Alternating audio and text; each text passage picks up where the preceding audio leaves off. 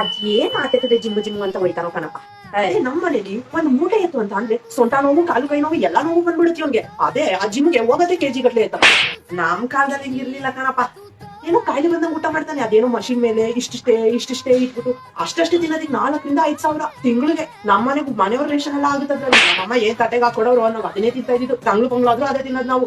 ಆದ್ರೂ ಏನ್ ಪ್ರಯೋಜನ, ಅವನ್ಗಿಂತ ಸ್ಟ್ರಾಂಗ್ ನಾನೇ ಇರೋದು ನೋಡು. ನಮ್ ಕಾಲದಲ್ಲಿ ಹಿಂಗಿರ್ಲಿಲ್ಲ ಕಣಪ್ಪ. ದಿವ್ಸ ಚಿಕನ್ ತಿನ್ನೋದು, ಆ ಬಾಡಿಗೆ ಏನಾಗ್ಬೇಕೋ ಏನೋ, ಈಟಾಗ್ ಸಾಯಲ್ವಾ ಅಂತ ನನ್ ಪ್ರಶ್ನೆ. ನಮ್ ಕಾಲದಲ್ಲಿ ಹಿಂಗಿರ್ಲಿಲ್ಲ ಕಣಪ್ಪ. ಆ ರೂಮಿಂದ ಆಚೆ ಬಾರು ಅಂದ್ರೆ ಬರಕಾಗಲ್ಲ ಅಂತಾನೆ. ಆದ್ರೆ ಆ ಜಿಮ್ಗೆ ಹೋಗ್ಬಿಟ್ಟು ನಿಂತಿರೋ ಮಷಿನ್ ಮೇಲೆ ಏನ್ ನಡೀತಾನೆ. ನಮ್ ಕಾಲದಲ್ಲಿ ಹಿಂಗಿರ್ಲಿಲ್ಲ ಕಣಪ್ಪ. ನಾನೇನೋ ಬಾರಿ ನನ್ ಮಗ ಏನ್ ಮಾಡ್ತಾ ಇಲ್ಲ, ಅಟ್ಲೀಸ್ಟ್ ಬಾಡಿ ಹತ್ತು ಬರ್ಸ್ಕೊತಾವನೆ ಅಂತ ಅನ್ಕೊಂಡ್ರೆ ಅಲ್ಲಿ ಹೋಗೋದ್ ಅವ್ನ್ ಬಾಡಿ ಬರ್ಸ್ಕೊಳಕಲ್ಲ. ಅಲ್ಲಿ ಎಣ್ಣೆ ಹತ್ರ ಹೋಗ್ಬಿಟ್ಟು ಬೈಸಿಪ್ಸು ಗಿಸಿಪ್ಸು ಅಂತ ಅನ್ಕೊಂಡು ಗಿಸಿತಿರ್ತ ನಿಂತ್ಕೊಂಡು ಎಲ್ರು ಮಕ್ಳು ಡಾಕ್ಟ್ರು ಇಂಜಿನಿಯರಿಂಗ್ ಏನೋ ಮಾಡಿದ್ರೆ ನನ್ ಮಗ ಬೆಳಗ್ಗೆ ಎದ್ದ ತಕ್ಷಣ ಜಿಮ್ ಹೋಯ್ತಾನೆ, ರಾತ್ರಿ ಅಂದ್ರೆ ಜಿಮ್ ಹೋಯ್ತಾನೆ. ಆ ಜಿಮ್ಮಲ್ಲೇ ಬಿಟ್ಟು ಸಾಯಿ ಅನ್ಬೇಕು. ಬರ್ಲಿ ತಾಳಿವತ್ತು ಮಾಡ್ತೀನಿ ಅವನಿಗೆ.